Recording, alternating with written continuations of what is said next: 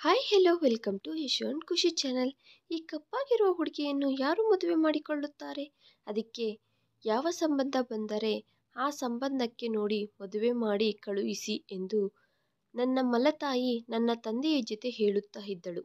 ಆಗ ನಾನೇ ನನ್ನ ಕಣ್ಣಿನಲ್ಲಿ ಬರುವ ನೀರನ್ನು ಒರೆಸಿಕೊಂಡು ಆ ಮಾತುಗಳನ್ನು ನನ್ನ ಮನಸ್ಸಿನಿಂದ ಒರೆಸಿ ಹಾಕಲು ಭಗವದ್ಗೀತೆಯನ್ನು ಓದಲು ಶುರು ಮಾಡಿದೆ. ನನ್ನ ಮೈಬಣ್ಣ ಕಪ್ಪು.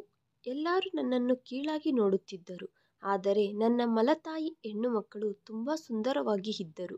ಅವರ ಸೌಂದರ್ಯದಿಂದಲೇ ಅವರೆಲ್ಲರಿಗೆ ಒಳ್ಳೊಳ್ಳೆ ಸಂಬಂಧ ಬಂದು ಮದುವೆ ನಡೆಯಿತು. ಆದರೆ ನನಗೋಸ್ಕರ ಬಂದ ಸಂಬಂಧ ನಮ್ಮ ಮನೆಯ ಒಬ್ಬ ಕೆಲಸದವಳ ಮಗ. ಆ ವ್ಯಕ್ತಿಯ ಜೊತೆ ನನ್ನ ಮದುವೆ ನಡೆಯಿತು. ಆದ್ದರಿಂದ ನನ್ನ ಹೃದಯ ಒಡೆದು ಹೋಯಿತು. ಒಂದು ಹಳೆಯ ಮನೆಯ ಒಳಗಡೆ ಹೊಸ ಸೊಸೆ ಹೋಗಿ ಕುಳಿತುಕೊಂಡು ಕಣ್ಣೀರು ಸುರಿಸುತ್ತಾ ಇದ್ದೇನೆ. ಆಗ ನನ್ನ ಗಂಡ ನನ್ನ ಹತ್ತಿರಕ್ಕೆ ಬಂದು ನಾನು ಅಳುತ್ತಾ ಇದ್ದರೆ ನನಗೆ ಹೇಳಿದನು, ಕಲ್ಪನಾ, ನೀನು ಯಾಕೆ ನೋವು ಪಡುತ್ತಿದ್ದೀಯಾ? ನೀನು ತುಂಬ ಸುಂದರವಾಗಿದ್ದೀಯಾ ಎಂದು ಹೇಳಿದ. ನನ್ನ ಅದೃಷ್ಟದ ಮೇಲೆ ನನಗೆ ಸಂತೋಷ ಇಲ್ಲ. ನನ್ನ ಜೀವನ ಎಲ್ಲ ಪರೀಕ್ಷೆಗಳಿಂದ ತುಂಬಿದೆ. ನಾನು ನನ್ನ ತಂದೆಯ ಮೊದಲನೇ ಹೆಂಡತಿಯ ಮಗಳು. ನನ್ನ ತಾಯಿ ತೀರಿಕೊಂಡ ಕೆಲವು ತಿಂಗಳಗಳಲ್ಲೇ ನನ್ನ ತಂದೆ ಎರಡನೇ ಮದುವೆ ಮಾಡಿಕೊಂಡನು. ನನಗೆ 3 ಜನ ತಂಗಿಯರು, ನನ್ನ ಮಲತಾಯಿ ಮಕ್ಕಳು. ಅವರು ಸುಂದರವಾಗಿ ಇರುತ್ತಿದ್ದರು. ಆದರೆ ನಾನು ಕಪ್ಪಾಗಿ ಇದ್ದಿದ್ದರಿಂದ ಅವರಿಗೆ ನಾನು ಇಷ್ಟ ಆಗುತ್ತಿರಲಿಲ್ಲ. ಅವರು ನನ್ನನ್ನು ಲೆಕ್ಕಕ್ಕೆ ಇಡುತ್ತಿರಲಿಲ್ಲ. ನನ್ನ ಮೈಬಣ್ಣನೇ ನನ್ನ ದುರದೃಷ್ಟ ಆಗಿ ಹೋಗಿದೆ. ನನ್ನ ಮಲತಾಯಿಗೆ ನನ್ನ ರೂಪ ಅಸಹ್ಯವಾಗುತ್ತಿತ್ತು. ನನ್ನ ಬಗ್ಗೆ ಯಾವಾಗಲೂ ನಮ್ಮ ತಂದೆಗೆ ದೂರು ಹೇಳುತ್ತಾ ಇದ್ದಳು. ಆದರೂ ನನ್ನ ಮಲತಾಯಿ ಭಯದಿಂದ ಯಾವಾಗಲೂ ನಿಸ್ಸಹಾಯವಾಗಿ ಇರುತ್ತಿದ್ದರು. ನನಗೋಸ್ಕರ ನಮ್ಮ ತಂದೆ ಏನಾದರೂ ಮಾತನಾಡಬೇಕು ಅಂದುಕೊಂಡಾಗ ಆಕೆ ಗಟ್ಟಿಯಾಗಿ ಕಿರುಚಿ ಆತನ ಬಾಯಿ ಮುಚ್ಚಿಸುತ್ತಿದ್ದಳು. ಆದ್ದರಿಂದ ನಮ್ಮ ತಂದೆ ಭಯಪಡುತ್ತಿದ್ದರು. ಯಾಕೆಂದರೆ ನಮ್ಮ ತಂದೆ ನನ್ನ ಬಗ್ಗೆ ಏನು ಮಾತನಾಡಿದರೂ ಆಕೆ ಮುಂದಿಕೊಂಡು ಅವರು ತವರು ಮನೆಗೆ ಹೊರಟು ಹೋಗುತ್ತೇನೆ ಎಂದು ಭಯ ಇಡಿಸುತ್ತಾ ಇದ್ದಳು. ಆ ಭಯದಿಂದಲೇ ನನ್ನ ತಂದೆ ಜಾಸ್ತಿ ಏನೂ ಅನ್ನುತ್ತಿರಲಿಲ್ಲ. ನನ್ನ ತಂಗಿಯರು ನಾನು ಕಪ್ಪಾಗಿರುವುದರಿಂದ ಕೀಳು ಮನೋಭಾವದಿಂದ ನೋಡುತ್ತಿದ್ದರು. ನನ್ನ ಮಲತಾಯಿ ನನ್ನನ್ನು ಎಲ್ಲರಿಗಿಂತ ಕಡಿಮೆ ಸ್ಥಾನದಲ್ಲಿ ಇರುವ ಹಾಗೆ ನೋಡುತ್ತಿದ್ದಳು. ನನ್ನ ಅದೃಷ್ಟಕ್ಕೆ ನನಗೆ ಈ ಮನೆಯಲ್ಲಿ ಜೊತೆಯಾಗಿ ಇದ್ದಿದ್ದು ನನ್ನ ಅಳು ಮಾತ್ರ. ನನ್ನ ತಂಗಿಯರಿಗೋಸ್ಕರ ಒಳ್ಳೆ ಬಟ್ಟೆಗಳನ್ನು ತೆಗೆದುಕೊಳ್ಳುತ್ತಿದ್ದರು. ಆದರೆ ನನಗೋಸ್ಕರ ಅವರು ಹಾಕಿಕೊಂಡು ಹರಿದು ಹೋದ ಹಳೆ ಬಟ್ಟೆಗಳೇ ನನಗೆ ಕೊಡುತ್ತಿದ್ದರು. ಅದೇ ನನ್ನ ಭವಿಷ್ಯತ್ತು ಎಂದು ಕೊಟ್ಟರು. ಒಂದು ದಿನ ನಾನು ಎಲ್ಲರಿಗೂ ಅಡಿಗೆ ಮನೆಯಲ್ಲಿ ಅಡಿಗೆ ತಯಾರಿ ಮಾಡುತ್ತಾ ಇದ್ದಾಗ ಆಗ ನನ್ನ ತಂಗಿಯರು ಜೋರಾಗಿ ಕಿರ್ಚಿದ ತಕ್ಷಣವೇ ನಾನು ಅಡಿಗೆ ಕೆಲಸಗಳನ್ನು ಬಿಟ್ಟು ಓಡಿದೆನು. ಆಗ ಆಕೆ ಗಟ್ಟಿಯಾಗಿ ಕಿರುಚುತ್ತಾ ಅಂದಳು, ಈ ಕಪ್ಪಾಗಿರುವ ಮುಖದವಳೇ, ನಾನು ನಿನಗೆ ಹೇಳಿದ್ದೆ ಅಲ್ವಾ ನನ್ನ ಬಟ್ಟೆಗಳು ಇಸ್ತ್ರಿ ಮಾಡು ಎಂದು. ನನಗೆ ಕಾಲೇಜ್ಗೆ ಲೇಟ್ ಆಗುತ್ತಿದೆ ಎಂದು ಕಿರುಚುತ್ತಾ ಇದ್ದಾಳೆ. ಆಗ ನಾನು ಇಸ್ತ್ರಿ ಮಾಡಲು ಹೋದೆ. ಅದೇ ಸಮಯದಲ್ಲಿ ನನ್ನ ಮಲತಾಯಿ ಆದ ನನ್ನ ಚಿಕ್ಕಮ್ಮ ಗಟ್ಟಿಯಾಗಿ ಕಿರುಚುತ್ತಾ, ಅಸಲು ನೀನು ಮನೆಯಲ್ಲಿ ಯಾವ ಕೆಲಸ ಸಮಯಕ್ಕೆ ಮಾಡುತ್ತೀಯಾ ಎಂದು ನೀನು ಮಹಾರಾಣಿ ಅಂದುಕೊಳ್ಳುತ್ತಿದ್ದೀಯಾ? ನಿಧಾನಕ್ಕೆ ಎದ್ದು ನಿಧಾನವಾಗಿ ಕೆಲಸ ಮಾಡುವುದಕ್ಕೆ ಎಂದು ಎಷ್ಟೋ ಮಾತುಗಳು ಬೈಯುತ್ತಾ ಇದ್ದಾಳೆ. ಆಗ ನಾನು ಹೇಳಿದೆ, ಅದು ಅಲ್ಲ ಚಿಕ್ಕಮ್ಮ, ನಾನು ತಂಗಿಯರಿಗೋಸ್ಕರ ಟಿಫನ್ ಮಾಡಲು ಕಿಚನ್ನಲ್ಲಿ ಅಡಿಗೆ ಮಾಡುತ್ತಿದ್ದೆ. ಆದ್ದರಿಂದ ಇಸ್ತ್ರಿ ಮಾಡಲು ಸ್ವಲ್ಪ ಲೇಟಾಯಿತು ಎಂದು ಹೇಳಿದೆ. ಆಗ ಕೋಪದಿಂದ ಅಂದಳು, ನೀನು ಸ್ವಲ್ಪ ಇನ್ನೊಂದು ಗಂಟೆ ಬೇಗ ಎದ್ದೇಳಬಹುದಲ್ವಾ? ಇಲ್ಲಿ ನಿಂತುಕೊಂಡು ನನ್ನ ಮುಖ ನೋಡುತ್ತಿದ್ದೀಯಾ? ಬೇಗ ಹೋಗು, ಹೋಗಿ ಇಸ್ತ್ರಿ ಮಾಡಿಕೊಂಡು ತೆಗೆದುಕೊಂಡು ಬಾ ಎಂದಳು. ನಾನು ಬೇಗ ಬಟ್ಟೆಗಳನ್ನು ತೆಗೆದುಕೊಂಡು ಇಸ್ತ್ರಿ ಮಾಡುವುದಕ್ಕೆ ಓಡಿದೆನು.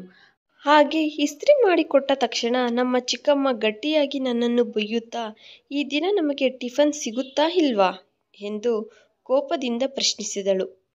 ಹಾಗೆ ಹೋಗಿದೆ, ಈಗಲೇ ಬಟ್ಟೆಗಳು ಇಸ್ತ್ರಿ ಮಾಡಿಕೊಟ್ಟೆ, ಒಂದು 5 ಮಿನಿಟ್ಸ್ನಲ್ಲಿ ತೆಗೆದುಕೊಂಡು ಬರುತ್ತೇನೆ ಎಂದು ಹೇಳಿದನು. ಆಗ ನಮ್ಮ ಚಿಕ್ಕಮ್ಮ ಅಂದಳು, ನಿನಗೆ ಯಾವ ಕೆಲಸ ಸಹ ಸಮಯಕ್ಕೆ ಮಾಡುವ ಅಭ್ಯಾಸ ಇಲ್ಲ. ಪ್ರತಿ ಕೆಲಸನೂ ನಿಧಾನಕ್ಕೆ ಮಾಡುತ್ತೀಯ. ನೀನು ಒಬ್ಬ ರಾಜಕುಮಾರಿಯ ಹಾಗೆ ಪ್ರವರ್ತಿಸುತ್ತಿದ್ದೀಯ ಎಂದು ಅಂದಳು. ಆಗ ನಾನು ನನ್ನ ಕಣ್ಣಿನಿಂದ ಬರುವ ಕಣ್ಣೀರನ್ನು ಒರೆಸಿಕೊಳ್ಳುತ್ತಾ ಕಿಚನ್ ಒಳಗಡೆ ಹೋದೆನು. ಹಾಗೆ ಆ ಮನೆ ಕೆಲಸದ ಜವಾಬ್ದಾರಿಯೆಲ್ಲ ನನ್ನ ಮೇಲೆ ಇದೆ.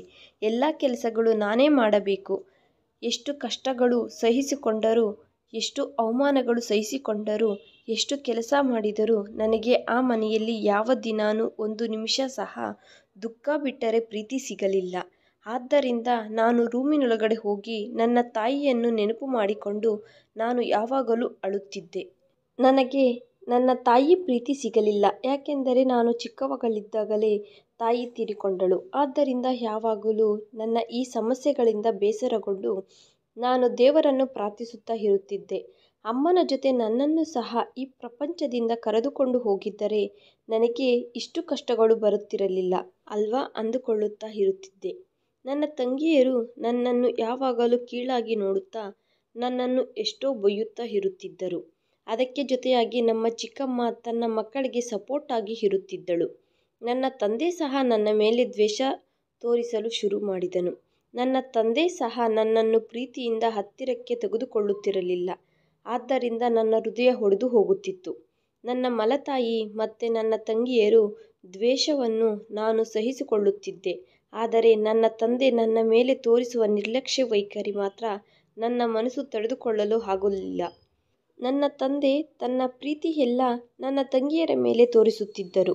ಆದ್ದರಿಂದ ನಮ್ಮ ಚಿಕ್ಕಮ್ಮ ನಗುತ್ತಾ ಹೇಳುತ್ತಿದ್ದಳು, ನಿನ್ನ ಮೈಬಣ್ಣದಿಂದಲೇ ನಿನ್ನ ತಂದೆ ಸಹ ನಿನ್ನನ್ನು ದೂರ ಇಟ್ಟರು ಅನ್ನುವುದು. ನನ್ನ ಮಾತುಗಳು ನನ್ನ ಮನಸ್ಸಿನಲ್ಲಿ ಗಾಯಗಳಾಗಿ ಚುಚ್ಚುತ್ತಿದ್ದವು. ಈ ಪರಿಸ್ಥಿತಿ ನನ್ನನ್ನು ಮಾನಸಿಕವಾಗಿ ತುಂಬ ಬಲಹೀನವಾಗಿ ಬದಲಾಯಿಸಿತು. ನನ್ನ ತಂದೆ ಮತ್ತು ಚಿಕ್ಕಮ್ಮ ತನ್ನ ಮಕ್ಕಳನ್ನು ಫಂಕ್ಷನ್ಗೆ ಕರೆದುಕೊಂಡು ಹೋಗುತ್ತಿದ್ದರು. ಆದರೆ ನನ್ನನ್ನು ಯಾವ ಫಂಕ್ಷನ್ಗೂ ಸಹ ಕರೆದುಕೊಂಡು ಹೋಗುತ್ತಿರಲಿಲ್ಲ. ನಾನು ಕರೆದುಕೊಂಡು ಹೋಗುತ್ತಾರೆ ಏನೋ ಎಂದು ಆಸೆಯಿಂದ ನೋಡುತ್ತಾ ಇರುತ್ತಿದ್ದೆ. ಆದರೆ ಯಾರೂ ನನ್ನನ್ನು ಇಡಿಸಿಕೊಳ್ಳದೆ ಮನೆಯಲ್ಲಿ ಒಂಟಿಯಾಗಿ ಬಿಟ್ಬಿಟ್ಟು ಹೋಗುತ್ತಿದ್ದರು. ಸಮಯ ವೇಗವಾಗಿ ನಡೆಯುತ್ತಿದೆ. ನಾನು ಮತ್ತು ನನ್ನ ತಂಗಿಯವರು ದೊಡ್ಡವರಾಗಿ ಬೆಳೆದು ಅವರು ತುಂಬ ಸುಂದರವಾಗಿ ಇದ್ದರು. ಅವರ ಬಿಳಿಯ ಮೈಬಣ್ಣ, ಅವರ ಸುಂದರವಾದ ಕಣ್ಣುಗಳಿಂದ ಅವರು ಇನ್ನಷ್ಟು ಸುಂದರವಾಗಿ ಇದ್ದರು. ಪ್ರತಿದಿನ ಅವರಿಗೋಸ್ಕರ ಒಳ್ಳೆ ಕುಟುಂಬಗಳಿಂದ ಸಂಬಂಧಗಳು ಬರುತ್ತಿದ್ದವು. ಈ ವಿಷಯದ ಮೇಲೆ ಅವರಿಗೆ ಹೆಮ್ಮೆ ಇರುತ್ತಿತ್ತು. ನಮ್ಮ ಸೌಂದರ್ಯದಿಂದಲೇ ಪ್ರತಿದಿನ ನಮಗೆ ಸಂಬಂಧಗಳು ಬರುತ್ತಿದ್ದಾವೆ ಎಂದು ಅವರು ಹೇಳುತ್ತಾ ಇರುತ್ತಿದ್ದರು. ನನ್ನ ಮಲತಾಯಿ ಅವರ ಮದುವೆಗಳಿಗೋಸ್ಕರ ತುಂಬ ಖರ್ಚು ಮಾಡಿದಳು. ನನ್ನ ಸ್ವಂತ ತಾಯಿ ಒಡವೆಗಳ ಮೇಲೆ ನನಗೆ ಹಕ್ಕು ಇದ್ದರೂ ಅವನ್ನೆಲ್ಲ ಸಹ ನನ್ನ ಮಲತಾಯಿ ನನ್ನ ತಂಗಿಯವರಿಗೆ ಕೊಟ್ಟುಬಿಟ್ಟಳು. ನನ್ನ ತಂಗಿಯವರ ಮದುವೆಗಳಲ್ಲಿ ಎಂತಹುದೇ ಕೊರತೆ ಸಹ ಮಾಡದೆ ಪ್ರಪಂಚದಲ್ಲಿನ ಪ್ರತಿ ಅಂದವನ್ನು ಅವರ ಮುಂದೆ ಇಟ್ಟರು. ಆದರೆ ನನ್ನ ಮದುವೆ ವಿಷಯದಲ್ಲಿ ಯಾರೂ ಪ್ರೀತಿಯಿಂದ ಆಗಲಿ ಗೌರವದಿಂದಾಗಲಿ ಕಾಣಿಸಲಿಲ್ಲ. ನನ್ನ ತಂದೆ ಸಹ ಈ ವಿಷಯದ ಮೇಲೆ ನಿಶ್ಶಬ್ದವಾಗಿ ಇದ್ದು ಹೋದರು. ಅವರು ನನ್ನ ಅಂದದ ಬಗ್ಗೆ ಇಡಿಸಿಕೊಳ್ಳಲಿಲ್ಲ. ನನಗೆ ಮದುವೆ ಮಾಡಿ ಕಳುಹಿಸುವಾಗ ನನ್ನ ತಂದೆಯ ಆಶೀರ್ವಾದ ಸಹ ನನಗೆ ಸಿಗಲಿಲ್ಲ. ಒಂದು ದಿನ ನನ್ನ ಚಿಕ್ಕಮ್ಮ ಅಂದಳು, ಈ ಕಪ್ಪಾಗಿರುವ ಹುಡುಗಿಯನ್ನು ನಮ್ಮ ಜೀವನದಿಂದ ಬೇಗ ಕಳುಹಿಸಿಬಿಡಿ. ಯಾವಾಗಲೋ ಯಾವುದೋ ಒಂದು ಸಂಬಂಧ ಯಾವುದು ಬಂದರೂ ಒಪ್ಪಿಕೊಳ್ಳಿ. ಇದಕ್ಕಿಂತ ಒಳ್ಳೆ ಸಂಬಂಧಗಳು ಬರುವುದಕ್ಕೆ ನೀನೇನು ದೊಡ್ಡ ಅಂದಗಾತಿ ಏನೂ ಅಲ್ಲ. ಈಕೆ ಅಂದಕ್ಕೆ ಯಾವ ಶ್ರೀಮಂತ ಕುಟುಂಬನೂ ಬರುವುದಿಲ್ಲ. ಎಷ್ಟೇ ಬಡವರ ಸಂಬಂಧ ಬಂದರೂ ಮದುವೆ ಮಾಡಿಬಿಟ್ಟು ಈ ಜವಾಬ್ದಾರಿಯಿಂದ ತಪ್ಪಿಸಿ. ಅದು ಅಲ್ಲದೆ ಶ್ರೀಮಂತರ ಕುಟುಂಬಕ್ಕೆ ಕೊಟ್ಟರೆ ಜಾಸ್ತಿ ವರದಕ್ಷಿಣೆ ಕೊಡಬೇಕು. ಅದೇ ಬಡವರ ಕುಟುಂಬ ಆದರೆ ಈ ಕಪ್ಪಾಗಿರುವ ಹುಡುಗಿಯನ್ನು ಮಾಡಿಕೊಳ್ಳುತ್ತಾರೆ. ಹಾಗೆ ವರದಕ್ಷಿಣೆ ಸಹ ಜಾಸ್ತಿ ಕೇಳುವುದಿಲ್ಲ. ನಮಗೆ ಇಲ್ಲಿ ಈಕೆ ಇದ್ದು ಬರುವುದೇನೂ ಇಲ್ಲ. ಮದುವೆ ಮಾಡದೆ ಇಟ್ಟುಕೊಂಡರೆ ಎಲ್ಲರಿಗೂ ಮದುವೆಗಳು ಮಾಡಿದರು ಮಲತಾಯಿ ಮಕ್ಕಳಿಗೆ. ಆದರೆ ಈಕೆಗೆ ಮಾತ್ರ ಮದುವೆ ಮಾಡಲಿಲ್ಲವೆಂದು ನನ್ನ ಮೇಲೆ ಎಲ್ಲರೂ ನನ್ನನ್ನು ಆಡಿಕೊಳ್ಳುತ್ತಾರೆ. ಈ ಭಾರ ನನಗೇಕೆ ಎಂದು ಹೇಳುತ್ತಿದ್ದಾಳೆ. ಆ ಮಾತುಗಳಿಗೆ ನನ್ನ ತಂದೆ ನಿಶ್ಶಬ್ದವಾಗಿ ಇದ್ದು ಹೋದರು. ಆ ಮಾತುಗಳನ್ನು ಕೇಳಿ ನನ್ನ ಕಣ್ಣಿನಲ್ಲಿ ನೀರು ಬಂದವು. ನಾನು ಅವರಿಗೆ ಇಷ್ಟು ಭಾರ ಆಗುತ್ತಿದ್ದೀನಾ? ನಾನು ನನ್ನ ಜೀವನದಲ್ಲಿ ಯಾವಾಗಲೂ ಕಾಸ್ಟ್ಲಿ ಬಟ್ಟೆಗಳಾಗಲಿ ಒಳ್ಳೆಯ ಆಹಾರವಾಗಲಿ ಯಾವುದೂ ಸಹ ಕೇಳಲಿಲ್ಲ. ಯಾವ ವಿಷಯದಲ್ಲೂ ತೊಂದರೆ ಇಡಲಿಲ್ಲ. ಆದರೂ ಸಹ ಅವರಿಗೆ ನಾನು ಯಾವ ವಿಧವಾಗಿ ಭಾರ ಆಗುತ್ತೇನೆ ಅರ್ಥ ಆಗಲಿಲ್ಲ. ನನ್ನ ತಂಗಿಯವರ ಮದುವೆ ಶ್ರೀಮಂತರ ಮನೆಗೆ ಕೊಟ್ಟು ಮದುವೆ ಮಾಡಿದರು. ಅದೇ ರೀತಿ ನನಗೂ ಸಹ ಒಳ್ಳೆ ಸಂಬಂಧ ಬರುತ್ತದೆ ಏನೋ ಎಂದು ಕನಸುಗಳು ಕಾಣುತ್ತಿದ್ದೆ. ಆದರೆ ನನ್ನ ಕನಸುಗಳು ನೆರವೇರುವುದಿಲ್ಲವೆಂದು ಅರ್ಥವಾಯಿತು ನನಗೆ. ಆದ್ದರಿಂದ ಇವುಗಳ ಎಲ್ಲದರಿಂದ ಹೊರಗಡೆ ಬೀಳುವ ಮಾರ್ಗಕ್ಕೋಸ್ಕರ ನಾನು ನನ್ನನ್ನು ನಾನು ಶಾಂತಿಯುತವಾಗಿ ಆಧ್ಯಾತ್ಮಿಕ ಮಾರ್ಗದಲ್ಲಿ ನಡೆಯುವುದಕ್ಕೆ ನಾನು ಭಗವದ್ಗೀತೆ ಅಂತಹ ಪವಿತ್ರವಾದ ಪುಸ್ತಕ ತೆಗೆದುಕೊಂಡು ಓದುತ್ತಿದ್ದೇನೆ. ಬಹುಶಃ ಆ ಭಗವಂತ ನನ್ನ ಒಳಗಡೆ ಧೈರ್ಯವನ್ನು ಹೆಚ್ಚಿಸಬಹುದು, ನನಗೆ ಈ ಕಷ್ಟಗಳನ್ನು ತಟ್ಟಿಕೊಳ್ಳುವ ಶಕ್ತಿ, ಸಹನೆ ಕೊಡಬಹುದು ಎಂದು ಭಗವಂತನನ್ನು ಪ್ರಾರ್ಥಿಸುತ್ತಾ ಆ ಗೀತೆಯನ್ನು ಓದುತ್ತಾ ಇದ್ದೇನೆ.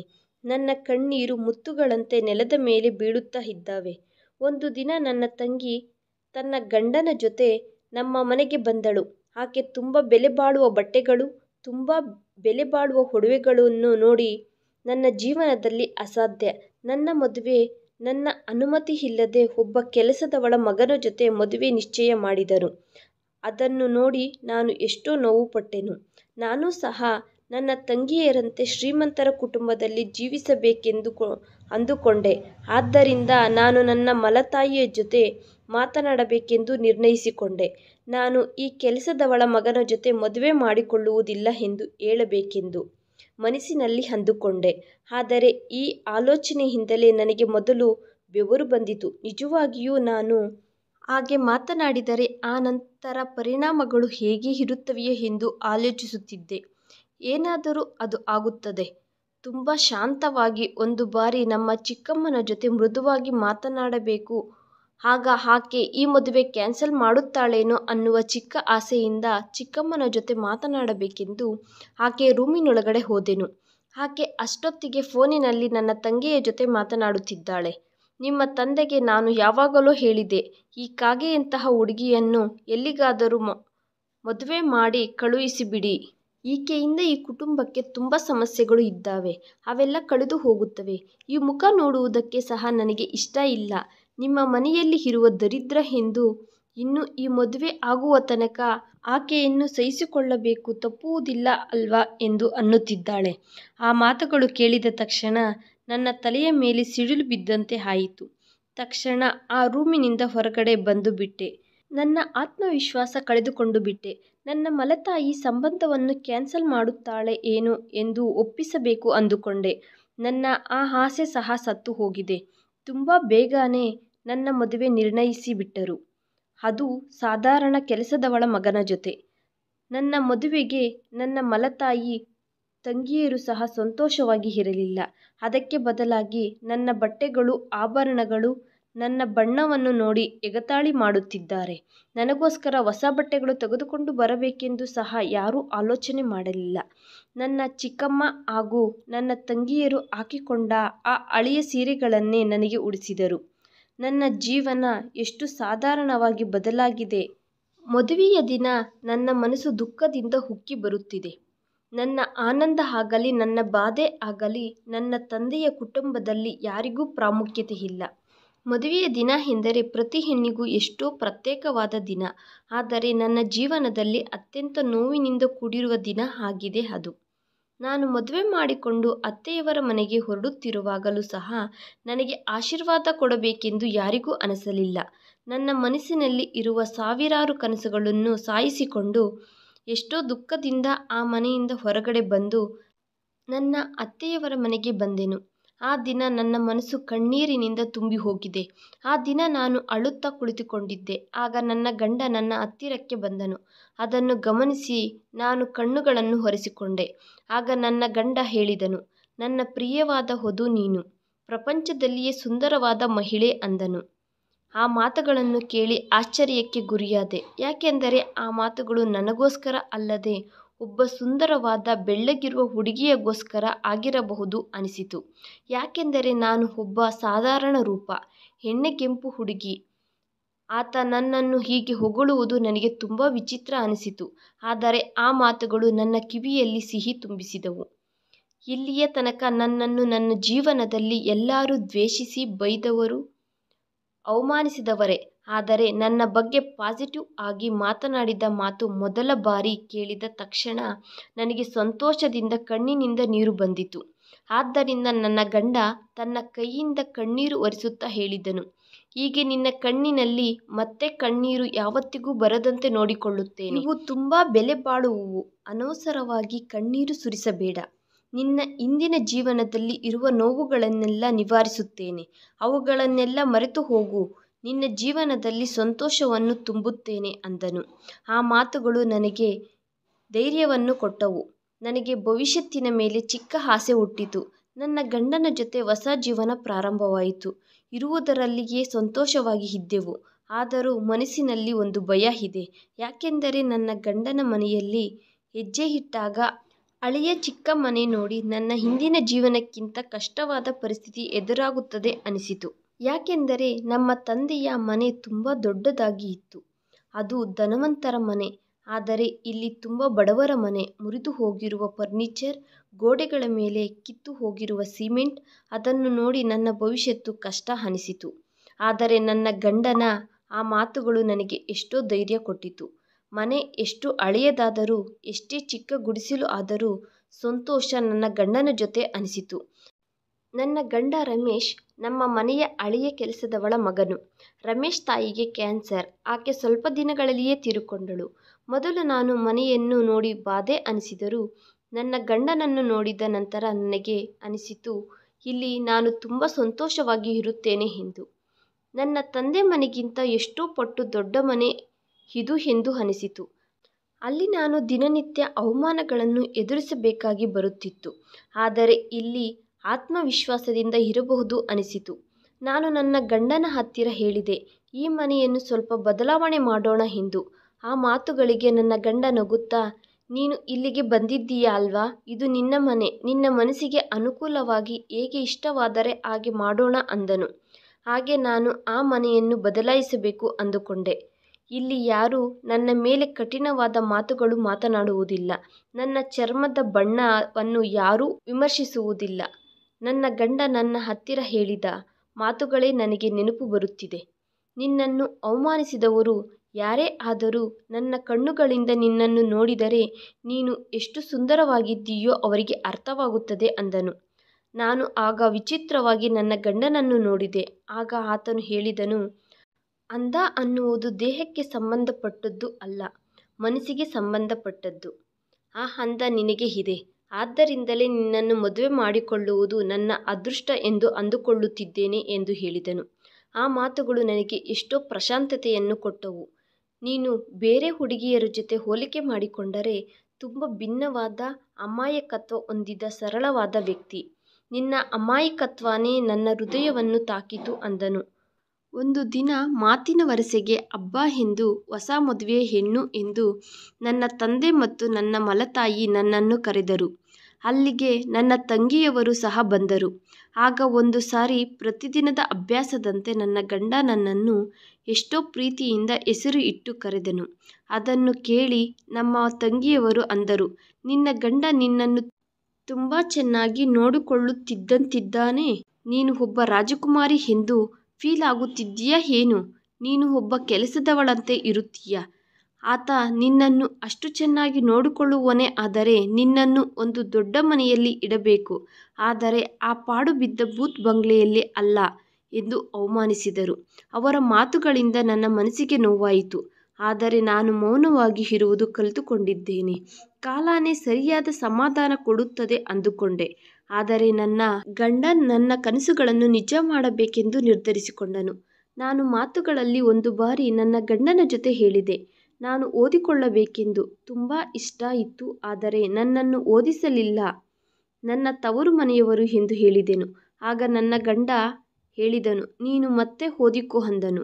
ಒಂದು ದಿನ ನನ್ನ ಗಂಡ ನನಗೆ ಒಂದು ಚಿಕ್ಕ ಪುಸ್ತಕ ತಂದುಕೊಟ್ಟನು. ಆ ಪುಸ್ತಕದ ಹೆಸರು ನಿನ್ನ ಅಂತರಂಗ ಸೌಂದರ್ಯವನ್ನು ತಿಳಿದುಕೋ ಎಂದು. ಆ ಪುಸ್ತಕ ಇನ್ನಷ್ಟು ಬದಲಾಗುವುದಕ್ಕೆ ಸ್ಫೂರ್ತಿಯನ್ನು ತುಂಬಿತು. ಆದ್ದರಿಂದ ನಾನು ಇನ್ನಷ್ಟು ಹೈಯರ್ ಎಜುಕೇಷನ್ ಮಾಡಿಕೊಂಡು ನಾನು ನನ್ನ ಜೀವನವನ್ನು ಬದಲಾಯಿಸಿಕೊಳ್ಳಬೇಕೆಂದು ನಿರ್ಣಯ ತೆಗೆದುಕೊಂಡೆ. ನನ್ನ ಗಂಡ ನನ್ನ ಮೇಲೆ ಇರುವ ಪ್ರೀತಿ ಗೌರವ ನನ್ನ ಜೀವನಕ್ಕೆ ಹೊಸ ದಾರಿಯನ್ನು ತೋರಿಸಿತು. ಆದ್ದರಿಂದ ನನ್ನ ಗೌರವವನ್ನು, ನನ್ನ ಪ್ರೀತಿಯನ್ನು, ನನ್ನ ಹಕ್ಕುಗಳನ್ನು ಸಾಧಿಸಿಕೊಳ್ಳಬೇಕೆಂದು ನಿರ್ಣಯಿಸಿಕೊಂಡೆ.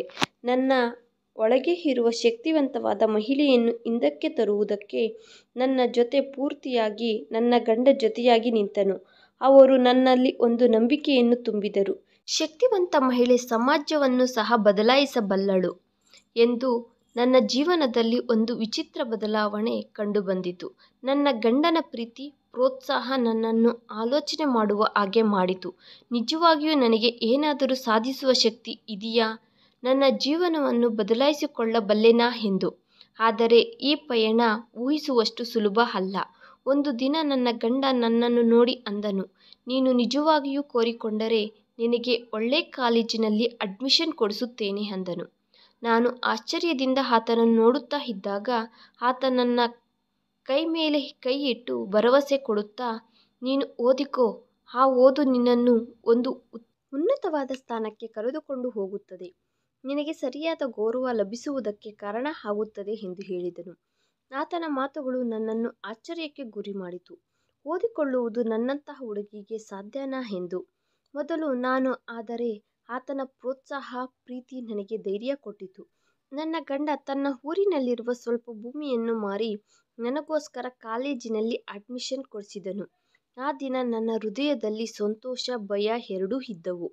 ಆದರೆ ಓದಲು ಶುರು ಮಾಡಿದ ನಂತರ ನನಗೆ ತಿಳಿಯಿತು, ಈ ಪ್ರಪಂಚ ಎಷ್ಟು ಸುಂದರವಾಗಿದೆ ಎಂದು. ಓದು ನಮ್ಮ ಒಳಗಡೆ ಇರುವ ಅಂದವನ್ನು ಹಿಂದಕ್ಕೆ ತೆಗೆಯಬಲ್ಲದು, ಅಲ್ಲದಿದ್ದರೆ ಹೊರಗಡೆ ಕಾಣಿಸುವ ಅಂದವನ್ನು ಅಲ್ಲ. ಆಗ ನನಗೆ ತಿಳಿಯಿತು, ನನ್ನ ಓದು ಈಗಲೇ ಪ್ರಾರಂಭವಾಗಿದೆ ನನ್ನ ಜೀವನಕ್ಕೆ ಎಂದು. ಆದರೆ ನನ್ನ ಮಲತಾಯಿ ಮತ್ತು ನನ್ನ ತಂಗಿಯವರು ನನ್ನನ್ನು ಅವಮಾನಿಸುತ್ತಲೇ ಇದ್ದರು. ಅವರ ಮಾತುಗಳು ನನ್ನ ಹೃದಯದಲ್ಲಿ ಕೇಳಿಸುತ್ತಲೇ ಇದ್ದಾವೆ. "ಈ ಕಪ್ಪು ಬಣ್ಣದ ಹುಡುಗಿ ಓದಿ ಏನು ಮಾಡುತ್ತಾಳೆ? ಇವಳಿಂದ ಆತನ ಜೀವನ ಏನು ಬದಲಾಗುತ್ತದೆ? ಈ ಗಂಡ ಹೆಂಡತಿ ಇಬ್ಬರು ಜೊತೆಯಾಗಿ ಏನು ಸಾಧಿಸುತ್ತಾರೆ ಅಂತೆ" ಎಂದು ನಗುತ್ತಾ ಹೀನವಾಗಿ ಹೇಳುತ್ತಿದ್ದರು. ಅವರ ಮಾತುಗಳು ನನ್ನ ಮನಸ್ಸಿಗೆ ನೋವಾಯಿತು. ನನ್ನ ಮೇಲೆ ಬರುವ ಅವಮಾನಗಳು ಸಹಿಸಿಕೊಳ್ಳುತ್ತೇನೆ, ಆದರೆ ನನ್ನ ಗಂಡನ ಮೇಲೆ ಬಂದ ಮಾತುಗಳು ನನಗೆ ತುಂಬ ನೋವನ್ನು ಉಂಟುಮಾಡಿತು. ನಾನು ಅವಮಾನದ ಮಾತುಗಳು ನನ್ನ ಬಲವಾಗಿ ಬದಲಾಯಿಸಿಕೊಂಡೆ. ಒಂದು ದಿನ ನಾನು ಓದಿಕೊಳ್ಳುತ್ತಾ ಇದ್ದಾಗ ನನ್ನ ಮಲತಾಯಿ ನನ್ನ ಹತ್ತಿರಕ್ಕೆ ಬಂದು ನಿಂತುಕೊಂಡು, "ನಿನ್ನಂತಹ ಹುಡುಗಿಯರಿಗೆ ಕನಸುಗಳು ಇರಬಾರದು. ಆ ಕನಸುಗಳು ನನಸುಗಳು ಮಾಡಿಕೊಳ್ಳಬೇಕು ಅಂದುಕೊಂಡರೆ ಅದು ನಿನ್ನಿಂದ ಆಗುವುದಿಲ್ಲ" ಎಂದು ಚುರುನಗೆ ನಗುತ್ತಾ ಹೇಳುತ್ತಿದ್ದಾಳೆ. ಆಗ ನಾನು ಅಂದೆನು, "ಯಾವುದೋ ಒಂದು ದಿನ ಈ ಕನಸು ನಿಜ ಆಗುತ್ತದೆ. ಆಗಲೇ ಆ ದಿನ ನನ್ನ ಜೀವನದಲ್ಲಿ ಅತಿ ದೊಡ್ಡ ದಿನ ಆಗುತ್ತದೆ" ಎಂದು ಹೇಳಿದೆ. ಆಗ ಆಕೆ ನಗುತ್ತಾ ಹೇಳಿದಳು, "ನಿಜ ಏನೆಂದರೆ ನೀನು ಒಬ್ಬ ಅಂದಹೀನಳಾದ ಹುಡುಗಿ. ನೀನು ಒಬ್ಬ ಕಡಿಮೆ ಸ್ಯಾಲರಿ ಉಳ್ಳ ನೌಕರಿಯನ್ನು ಮದುವೆ ಮಾಡಿಕೊಂಡಿದ್ದೀಯ. ನಿನ್ನ ಸ್ಥಾನವನ್ನು ನೀನು ಮರೆತು ಹೋಗಬೇಡ. ನೀನು ಕಂಡ ಕನಸುಗಳು ಯಾವುವೂ ಸಹ ನನಸಾಗುವುದಿಲ್ಲ. ನೀನು ಈಗ ಎಲ್ಲಿದ್ದೀಯೋ ಅಲ್ಲೇ ಇರುತ್ತೀಯ. ಎತ್ತರಕ್ಕೆ ಬೆಳೆಯುವುದಕ್ಕೆ ಪ್ರಯತ್ನಿಸಿದರೆ ರೆಕ್ಕೆಗಳು ಮುರಿದು ಕೆಳಗಡೆ ಬಿದ್ದು ಹೋಗುತ್ತೀಯ" ಅಂದಳು. ಆಕೆ ಮಾತುಗಳು ನನ್ನನ್ನು ತುಂಬ ಕುಗ್ಗಿ ಹೋಗುವ ಹಾಗೆ ಮಾಡಿತು. ನನ್ನ ಗಂಡ ನನಗೆ ಇಷ್ಟು ದಿನ ಕೊಟ್ಟ ಧೈರ್ಯ ಒಂದು ಕ್ಷಣದಲ್ಲಿ ಮಾಯವಾದಂತೆ ಅನಿಸಿತು. ಆದರೆ ನನ್ನ ಗಂಡ ನನ್ನ ಮನೋಧೈರ್ಯವನ್ನು ಮತ್ತೆ ಕೊಟ್ಟನು. "ನಾನು ನಿನಗೆ ಜೊತೆಯಾಗಿ ಇರುತ್ತೇನೆ" ಎಂದು. ನನ್ನ ಓದಿನ ಪಯಣದಲ್ಲಿ ನನ್ನ ಜೊತೆನೇ ನಡೆದರು. ಹಾಗೆ ನಾನು ಒಂದೊಂದು ಮೆಟ್ಟಿಲು ಮೇಲಕ್ಕೆ ಬೆಳೆಯುತ್ತಾ ಇದ್ದೇನೆ. ಪ್ರತಿ ಹೆಜ್ಜೆಯ ಹತ್ತಿರ ನನ್ನ ಗಂಡ ನನಗೆ ಜೊತೆಯಾಗಿ ನಿಂತನು. ಯಾವಾಗಲೂ ಸಹ ನನ್ನನ್ನು ಒಂಟಿಯಾಗಿ ಬಿಡಲಿಲ್ಲ. ಯಾವಾಗಲೂ ನನ್ನ ನೆರಳಂತೆ ನನಗೆ ಧೈರ್ಯವನ್ನು ಕೊಡುತ್ತಾ ಇದ್ದರು. ಹಾಗೆ ನಾನು ಕಾಲೇಜ್ ಟಾಪರ್ ಆಗಿ ನಿಂತೆನು. ಅದನ್ನು ನೋಡಿ ನನ್ನನ್ನೇ ನಾನು ನಂಬಲಾಗಲಿಲ್ಲ. ಅದಕ್ಕೆಲ್ಲದಕ್ಕೂ ಕಾರಣ ನನ್ನ ಗಂಡ. ನನ್ನ ಅದೃಷ್ಟವನ್ನು ನಾನೇ ನಂಬಲಾಗಲಿಲ್ಲ. ನನ್ನ ಕಣ್ಣುಗಳಲ್ಲಿ ನೀರು ಬಂದವು. ನಾನು ನನ್ನ ಗಂಡನ ಹತ್ತಿರ ಹೇಳಿದೆ. ನಾನು ನನ್ನ ಗಂಡನಿಗೆ ಹೇಳಿದೆ, "ನೀನು ಈ ದಿನ ನನ್ನ ಜೀವನದಲ್ಲಿ ನಡೆಯದ ಒಂದು ಅದ್ಭುತವನ್ನು, ಗೌರವವನ್ನು ನನಗೆ ಸಿಗುವ ಹಾಗೆ ಮಾಡಿದೆ. ನೀವು ಇಲ್ಲದಿದ್ದರೆ ನನ್ನ ಜೀವನದಲ್ಲಿ ಇಷ್ಟೊಂದು ಅದೃಷ್ಟ ಯಾವತ್ತಿಗೂ ಸಿಗುತ್ತಿರಲಿಲ್ಲ" ಎಂದು ಹೇಳಿದೆ. ಒಂದು ದಿನ ನಮ್ಮ ಕಾಲೇಜ್ ಪ್ರಿನ್ಸಿಪಾಲ್ ನನ್ನನ್ನು ಕರೆದು ಹೇಳಿದನು, "ಕಾಲೇಜಿನಲ್ಲಿ ಒಂದು ಪ್ರೋಗ್ರಾಮ್ ಸ್ಪೀಚ್ ಕೊಡುವುದಕ್ಕೆ ಒಬ್ಬ ಸ್ಟೂಡೆಂಟ್ ಅವಸರ ಇದೆ. ಆ ಸ್ಟೂಡೆಂಟ್ ನೀನೇ. ನೀನು ಆ ಸ್ಪೀಚ್ ಕೊಡಬೇಕು" ಎಂದು ಹೇಳಿದನು. ಅದನ್ನು ಕೇಳಿದ ನಾನು ಎಷ್ಟೋ ಭಯಪಟ್ಟೆ. ಯಾಕೆಂದರೆ ಯಾವಾಗಲೂ ನನ್ನ ಮೇಲೆ ನನಗೆ ಆತ್ಮವಿಶ್ವಾಸ ಇಲ್ಲ. ಈಗ ನಾನು ಬೇರೆಯವರ ಮುಂದೆ ನಿಂತುಕೊಂಡು ಎಂತಹುದೇ ಮಾತುಗಳನ್ನು ಮಾತನಾಡಲು ಆಗದ ಪರಿಸ್ಥಿತಿ. ಈಗ ನಾನು ಎಲ್ಲರ ಮುಂದೆ ನಿಂತುಕೊಂಡು ಹೇಗೆ ಮಾತನಾಡುತ್ತೇನೆ ಎಂದು ಭಯ ಬಿದ್ದು ಹೋದೆ. ಆದರೆ ನನ್ನ ಗಂಡ ನನಗೆ ಧೈರ್ಯ ಕೊಟ್ಟನು. "ನೆನಪಲ್ಲಿ ಇಟ್ಟಿಕೋ, ಅವಕಾಶ ನಿನ್ನ ಕನಸುಗಳನ್ನು ನನಸು ಮಾಡಲು ಒಂದು ಹೆಜ್ಜೆ ಮುಂದಕ್ಕೆ ಇಡುವುದು ಅಂತಹುದು. ಧೈರ್ಯವನ್ನು ತಂದಿಕೋ. ನೀನು ಈ ಕೆಲಸ ಮಾಡಬಲ್ಲೆ ಎಂದನು. ನಾನು ಭಯದಿಂದಲೇ ಈ ಕಾಂಪಿಟೇಷನ್ಗೆ ಅಂಗೀಕರಿಸಿದೆ. ಯಾಕೆಂದರೆ ಕಾಂಪಿಟೇಷನ್ನಲ್ಲಿ ಭಾಗಿಯಾಗುವುದು ನನ್ನ ಗಂಡನ ಸಂತೋಷಕ್ಕೋಸ್ಕರ. ಆತನ ಸಮರ್ಥನೆಯಿಂದಲೇ ನಡೆದಿದೆ. ನನ್ನ ಗಂಡ ನಾನು ಗೆಲ್ಲಬೇಕೆಂದು ಕೋರಿದನು. ಮನೆಗೆ ಬಂದ ನಂತರ ನಾನು ನನ್ನ ಸ್ಪೀಚ್ಗೋಸ್ಕರ ಪ್ರಾಕ್ಟೀಸ್ ಮಾಡಲು ಪ್ರಾರಂಭಿಸಿದೆ. ಕಾಂಪಿಟೇಷನ್ ದಿನ ಬಂದಾಗ ನನ್ನ ಮನಸ್ಸು ಭಯ ಮತ್ತು ಆಂದೋಲನೆಯ ಮಧ್ಯೆ ನಿಂತಿದೆ. ಇನ್ನು ನನ್ನ ಮನಸ್ಸಿನಲ್ಲಿ ಭಯ ಇದೆ. ಅಷ್ಟು ಜನರ ಮುಂದೆ ನಾನು ಮಾತನಾಡಬಲ್ಲೆನಾ ಅನ್ನುವ ಸಂದೇಹ. ನಾನು ನನಗೋಸ್ಕರ ಅಲ್ಲ, ನನ್ನನ್ನು ಇಲ್ಲಿಗೆ ಕರೆದುಕೊಂಡು ಬಂದ ಆ ವ್ಯಕ್ತಿಗೋಸ್ಕರ ಈ ಕೆಲಸ ಮಾಡಬೇಕು ಎಂದು ನನಗೆ ನಾನೇ ಧೈರ್ಯ ಹೇಳಿಕೊಂಡೆ. ಸ್ಟೇಜ್ ಮೇಲೆ ಹೋಗುವ ಮೊದಲು ನನ್ನ ಮನಸ್ಸಿನಲ್ಲಿ ನಿರ್ಣಯ ತೆಗೆದುಕೊಂಡೆ. ಈ ಕಾಂಪಿಟೇಷನ್ನಲ್ಲಿ ಯಾವ ಪರಿಸ್ಥಿತಿಯಲ್ಲಿ ಆದರೂ ಗೆಲ್ಲಲೇಬೇಕು ಎಂದು ಅಂದುಕೊಂಡೆ. ಮೈಯೆಲ್ಲ ಬೆವರಿನಿಂದ ಭಯಪಡುತ್ತಾ ಸ್ಟೇಜ್ ಮೇಲೆ ಹೆಜ್ಜೆ ಇಟ್ಟೆನು. ಅಲ್ಲಿ ಇದ್ದ ನೂರಾರು ಜನ ಕಣ್ಣುಗಳು ನನ್ನನ್ನು ನೋಡುತ್ತಾ ಇದ್ದಾವೆ. ಸ್ಪೀಚ್ ಶುರು ಮಾಡಿದ ಮೇಲೆ ನನ್ನ ಮಾತಿನಲ್ಲಿ ಭಯ ಕಾಣಿಸುತ್ತಿದೆ ಎಂದು ನಾನು ಗಮನಿಸಿದೆ. ಆದರೆ ಆ ಸಮಯದಲ್ಲಿ ನನ್ನ ಗಂಡನ ಮಾತುಗಳು ನನಗೆ ನೆನಪು ಬಂದವು. ನೀನು ನಿನ್ನ ಮೇಲೆ ನಂಬಿಕೆ ಇಟ್ಟಿಕೋ ಎಂದು ಹೇಳಿದ ಮಾತುಗಳು ನನಗೆ ಶಕ್ತಿಯನ್ನು ಕೊಟ್ಟವು. ಆ ಆಲೋಚನೆಯಿಂದ ನನ್ನ ಸ್ಪೀಚನ್ನು ನಾನು ಮುಂದುವರಿಸಿದೆ. ನನ್ನ ಮಾತುಗಳು ಸಹ ನನ್ನ ಹೃದಯದಿಂದ ಬಂದಿದ್ದವು. ಅದಕ್ಕೆ ಅವು ತುಂಬ ಸ್ಪಷ್ಟವಾಗಿ ಆಡಿಟೋರಿಯಂ ಎಲ್ಲ ಕೇಳಿಸಿ ಮುಗಿಸಿದಾಗ ಆ ಹಾಲ್ ಎಲ್ಲ ಚಪ್ಪಾಳೆಯಿಂದ ತುಂಬಿ ಹೋಗಿತ್ತು. ನನ್ನ ಜೀವನದಲ್ಲಿ ಇದೇ ಮೊದಲ ಬಾರಿ ನಾನೂ ಸಹ ಏನಾದರೂ ಮಾಡಬಲ್ಲೆ ಅನಿಸಿತು. ಆ ಸ್ಪೀಚ್ ಕಾಂಪಿಟೇಷನ್ನಲ್ಲಿ ನಾನು ಮೊದಲ ಬಹುಮತಿಯನ್ನು ಹೊಂದಿದೆ. ಪ್ರಿನ್ಸಿಪಲ್ ನನ್ನನ್ನು ಸ್ಟೇಜ್ ಮೇಲೆ ಕರೆಸಿ ಬಹುಮಾನ ಕೊಟ್ಟರು. ನಾನು ಕೇವಲ ನನ್ನ ಮೈಬಣ್ಣ, ಸ್ಟೇಟಸ್ ಕಾರಣದಿಂದ ಅವಮಾನಿಸಲ್ಪಟ್ಟ ದಿನಗಳು ಯಾವಾಗಲೂ ಬದಲಾಗಿವೆ.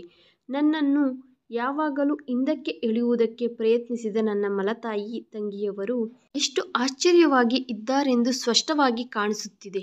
ನಾನು ಆ ಬಹುಮಾನ ನನ್ನ ಗಂಡನ ಕೈಗೆ ಕೊಟ್ಟು ಹೇಳಿದೆ, ಇದೆಲ್ಲ ನಿಮ್ಮಿಂದಲೇ ಸಾಧ್ಯವಾಗಿದೆ. ನಿಮ್ಮ ಪ್ರೋತ್ಸಾಹ ಇಲ್ಲದಿದ್ದರೆ ನಾನು ಯಾವತ್ತಿಗೂ ಈ ಸ್ಥಾನಕ್ಕೆ ಸೇರಿಕೊಳ್ಳುತ್ತಿರಲಿಲ್ಲ ಎಂದು ಕಣ್ಣಿನ ತುಂಬ ನೀರು ತುಂಬಿಕೊಂಡು ಹೇಳಿದೆ. ಆಗ ನನ್ನ ಗಂಡ ಕಣ್ಣುಗಳನ್ನು ಒರೆಸಿ ಹೇಳಿದನು, ಇದು ನಿನ್ನ ಕಷ್ಟಕ್ಕೆ ಬಂದ ಫಲಿತ. ಇದು ನಿನ್ನ ಮೊದಲ ವಿಜಯ. ಇನ್ನು ನಿನ್ನ ವಿಜಯ ಪಯಣ ಈಗಲೇ ಶುರುವಾಗಿದೆ ಎಂದು ಆತ ನನ್ನ ಕೈಯನ್ನು ಹಿಡಿದುಕೊಂಡು ಅನ್ನುತ್ತಿದ್ದಾನೆ. ನಾನು ಹೇಳಿದ್ದೆ ಅಲ್ವಾ, ನೀನು ಧೈರ್ಯವಾದ ವ್ಯಕ್ತಿ. ನೀನು ನೋಡು, ಇನ್ನೂ ತುಂಬ ಸಾಧಿಸುತ್ತೀಯ ಎಂದನು. ನಾನು ಸಂತೋಷದಿಂದ ನನ್ನ ಗಂಡನ ಮೇಲೆ ಪ್ರೀತಿ ಅನ್ನುವುದು ನನ್ನ ಕಣ್ಣಿನಿಂದ ನೋಡುತ್ತಾ ಹೇಳಿದೆ, ಇದೆಲ್ಲ ನಿನ್ನ ಪ್ರೋತ್ಸಾಹದಿಂದಲೇ ನಡೆದಿದೆ ಎಂದು. ನನ್ನ ಗೆಲುವು ಪಕ್ಕದ ಮನೆಯವರಿಗೂ ಸೇರಿದೆ. ಒಂದು ಕಾಲದಲ್ಲಿ ನನ್ನ ಮೈಬಣ್ಣ ಹೋದ ನೋಡಿ ನನ್ನನ್ನು ಅವಮಾನಿಸಿದವರು ಈಗ ನನ್ನನ್ನು ಅಭಿನಂದಿಸುವುದಕ್ಕೆ ಮುಂದಕ್ಕೆ ಬಂದರು. ನನ್ನ ಮಲತಾಯಿ, ನನ್ನ ತಂಗಿಯವರು ನನ್ನನ್ನು ಯಾವಾಗಲೂ ಹೀನವಾಗಿ ನೋಡುತ್ತಿದ್ದರು. ಈಗ ಅವರು ನನ್ನ ಮುಂದೆ ಮೌನವಾಗಿ ಇದ್ದು ಹೋದರು. ಅವರ ಮುಖದಲ್ಲಿ ಆಶ್ಚರ್ಯ ಸ್ಪಷ್ಟವಾಗಿ ಕಾಣಿಸುತ್ತಿದೆ. ಆ ಸ್ಪೀಚ್ ನನ್ನ ಜೀವನದಲ್ಲಿ ಬೆಳಕು ತುಂಬಿದ ಒಂದು ಕಿರಣ. ನಾನು ನನ್ನ ಮನಸ್ಸಿನಲ್ಲಿ ಈಗ ಪ್ರತಿಜ್ಞೆ ಮಾಡಿಕೊಂಡೆ, ಈ ಪಯಣ ಇಲ್ಲಿ ಮುಗಿದು ಹೋಗುವುದಕ್ಕೆ ಬಿಡುವುದಿಲ್ಲ. ನನ್ನ ವಿಜಯವನ್ನು ಜೀವನ ಲಕ್ಷ್ಯವಾಗಿ ಬದಲಾಯಿಸಿಕೊಳ್ಳುತ್ತೇನೆ ಎಂದು. ನಾನು ಇನ್ನಷ್ಟು ಶ್ರದ್ಧೆಯಿಂದ ಓದಿಕೊಳ್ಳಬೇಕು ಎಂದು ನಿರ್ಣಯ ತೆಗೆದುಕೊಂಡೆ. ಆದರೆ ನಿಜವಾಗಿಯೂ ವಿಜಯ ಪಯಣ ಯಾವಾಗಲೂ ಸುಲಭವಾಗಿ ಅಲ್ಲ. ಜೀವನದಲ್ಲಿ ಎಷ್ಟು ಹೊಸ ಸವಾಲುಗಳು, ಪರೀಕ್ಷೆಗಳಿಂದ ಎದುರಾದವು. ಆದರೂ ನಾನು ಅವುಗಳನ್ನೆಲ್ಲ ಎದುರಿಸುವುದಕ್ಕೆ ಸಿದ್ಧರಾದೆವು. ನಾನು ಚೆನ್ನಾಗಿ ಓದಿ ಗೌರ್ಮೆಂಟ್ ಟೀಚರ್ ಜಾಬ್ ಅನ್ನು ಸಾಧಿಸಬೇಕು ಎಂದು ಅಂದುಕೊಂಡೆನು. ನಾನು ಅಂದುಕೊಂಡ ಕನಸು ನಿಜವಾಗಿಯೂ ತುಂಬ ಸುಂದರವಾಗಿರುವುದೇ ಆದರೆ ಅದು ತುಂಬ ಕಷ್ಟವಾಗಿರುವುದು ಸಹ. ಇದರ ಬಗ್ಗೆ ತಿಳಿದ ನನ್ನ ಮಲತಾಯಿ ನನ್ನನ್ನು ಅವಹೇಳನ ಮಾಡಿ ಮಾತನಾಡಿದಳು. ಗೌರ್ಮೆಂಟ್ ಜಾಬ್ ಬರುವುದೆಂದರೆ ಅಷ್ಟು ಸುಲಭ ಅಂದುಕೊಳ್ಳುತ್ತಿದ್ದೀಯಾ? ನಿನ್ನಿಂದ ಆಗುವುದಿಲ್ಲ. ಅದು ನಿನ್ನ ಮುಖಕ್ಕೆ ನೀನು ಬರುವುದೇ ಯಾವುದೋ ಆ ದೇವರ ಕೃಪೆ. ಇನ್ನು ಸಾಕು ಬಿಡು ಬೆಳಗಿದ್ದು ಎಂದು ಅವಹೇಳನವಾಗಿ ಮಾತನಾಡಿದಳು. ಆ ಮಾತುಗಳು ನನ್ನನ್ನು ಎಷ್ಟೋ ನೋವು ಕೊಟ್ಟಿತು. ನನ್ನನ್ನು ಪ್ರೋತ್ಸಾಹಿಸುವುದಕ್ಕೆ ಬದಲಾಗಿ ನನ್ನನ್ನು ಇನ್ನಷ್ಟು ಬಲಹೀನಳಾಗಿ ಆಗುವ ಹಾಗೆ ಮಾಡಿದಳು. ಆದರೆ ನನ್ನ ಗಂಡ ನನ್ನನ್ನು ಆಗಿಂದಾಗಲೇ ಪ್ರೋತ್ಸಾಹಿಸಿದರು. ಆತ ಅಂದನು, ಅವರು ನಿನ್ನನ್ನು ತಡೆಯುವುದಕ್ಕೆ ಪ್ರಯತ್ನಿಸಬಹುದು. ನಿನ್ನ ದಾರಿಯಲ್ಲಿ ಇಂತಹುದು ಎಷ್ಟೋ ಅಡೆತಡೆಗಳು ಬರುತ್ತಾ ಇರುತ್ತವೆ. ಆದರೂ ನಿನ್ನ ಕನಸಿಗೋಸ್ಕರ ನೀನು ಅವುಗಳನ್ನು ಅತಿಕ್ರಮಿಸಿ ಹೋರಾಟ ಮಾಡಬೇಕಾದ ಸಮಯ ಬಂದಿದೆ. ಆ ಮಾತುಗಳನ್ನು ಇರಿಸಿಕೊಂಡು ಕುಳಿತುಕೊಳ್ಳಬೇಡ. ನಾವು ನಮ್ಮ ಉದ್ದೇಶವನ್ನು ದೃಢವಾಗಿ ಇಟ್ಟುಕೊಂಡು ನಮ್ಮ ಗಮ್ಯವನ್ನು ನಾವು ಸೇರಿಕೊಳ್ಳಬೇಕು ಎಂದು ಹೇಳಿದನು. ಆದ್ದರಿಂದ ನಾನು ಪ್ರತಿದಿನ ಹಗಲು ರಾತ್ರಿ ಕಷ್ಟಪಟ್ಟು ನನ್ನ ಓದಿನ ಮೇಲೆ ಪೂರ್ತಿಯಾಗಿ ದೃಷ್ಟಿಯಿಟ್ಟೆನು. ದೇವರ ಹತ್ತಿರ ಪ್ರಾರ್ಥಿಸುತ್ತಾ ಈ ಕನಸುಗಳು ನಿಜ ಆಗಬೇಕು ಎಂದು ಕೋರಿಕೊಳ್ಳುತ್ತಿದ್ದೆ. ಆ ವಿಧವಾಗಿ ಎಷ್ಟೋ ಓದಿದೆ. ನನ್ನ ಗಂಡ ಸಹಾಯದಿಂದ ನಾನು ಟೀಚರ್ ಎಕ್ಸಾಮ್ ಬರೆದೆ. ಆ ದಿನ ರಿಸಲ್ಟ್ ದಿನ. ಎಷ್ಟೋ ಆಂದೋಲನವಾಗಿ ಇದೆ. ಆ ದೇವರಿಗೆ ಎಷ್ಟೋ ಪ್ರಾರ್ಥನೆ ಮಾಡುತ್ತಾ ಇದ್ದೇನೆ, ನನ್ನ ಹೆಸರು ಅದರಲ್ಲಿ ಇರಬೇಕು ಎಂದು. ನನ್ನ ಗಂಡ ನನಗೋಸ್ಕರ ಶ್ರಮಪಟ್ಟಿರುವುದಕ್ಕೆ ಆತನಿಗೆ ನಾನು ನನ್ನ ಉದ್ಯೋಗವನ್ನು ಒಂದು ಗಿಫ್ಟ್ ಆಗಿ ಕೊಡಬೇಕು ಎಂದು ಕೋರಿಕೊಳ್ಳುತ್ತಿದ್ದೇನೆ. ನಾನು ಕೋರಿಕೊಂಡ ಹಾಗೆ ಆ ದೇವರ ಕೃಪೆಯಿಂದ ನನ್ನ ಹೆಸರು ಅದರಲ್ಲಿ ಇದೆ. ಅದನ್ನು ನೋಡಿ ನನ್ನ ಕನಸನ್ನು ನಾನೇ ನಂಬಲಾಗಲಿಲ್ಲ. ನನ್ನ ಗಂಡ ಎಷ್ಟೋ ಮೆಚ್ಚಿಕೊಳ್ಳುತ್ತಾ ಇದ್ದಾರೆ ನನ್ನನ್ನು. ಆದರೆ ನನ್ನ ಕಣ್ಣಿನಿಂದ ನೀರು ನಿಲ್ಲುತ್ತಿಲ್ಲ. ತಕ್ಷಣ ನನ್ನ ಗಂಡನ ಕಾಲುಗಳನ್ನು ಹಿಡಿದುಕೊಂಡು ಅಳಲು ಶುರು ಮಾಡಿದೆ.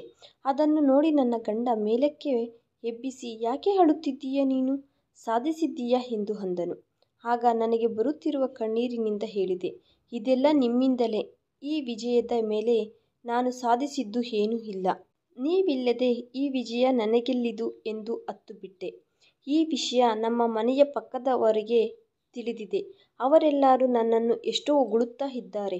ನನ್ನ ತಂಗಿಯವರಿಗೆ, ನನ್ನ ಮಲತಾಯಿಗೆ ವಿಷಯ ತಿಳಿದು ಅವರೆಲ್ಲರೂ ನಿಶ್ಶಬ್ದವಾಗಿ ಹಾಗೆ ಸ್ತಬ್ಧವಾಗಿ ನಿಂತುಕೊಂಡು ಬಿಟ್ಟಿದ್ದಾರೆ.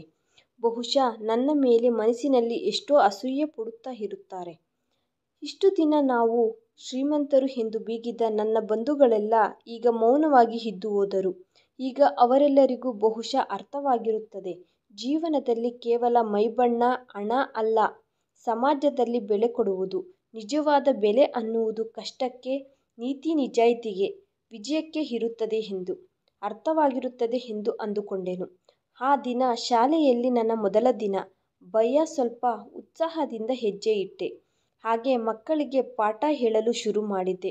ಎಷ್ಟೋ ಪದ್ಧತಿಯಿಂದ ಮಕ್ಕಳಿಗೆ ಒಳ್ಳೆ ಭವಿಷ್ಯತ್ತು ಕೊಡಬೇಕೆಂದು ದೃಢ ನಿರ್ಧಾರದಿಂದ, ದೃಢ ಸಂಕಲ್ಪದಿಂದ ಪಾಠಗಳನ್ನು ಹೇಳಲು ಪ್ರಾರಂಭಿಸಿದೆ.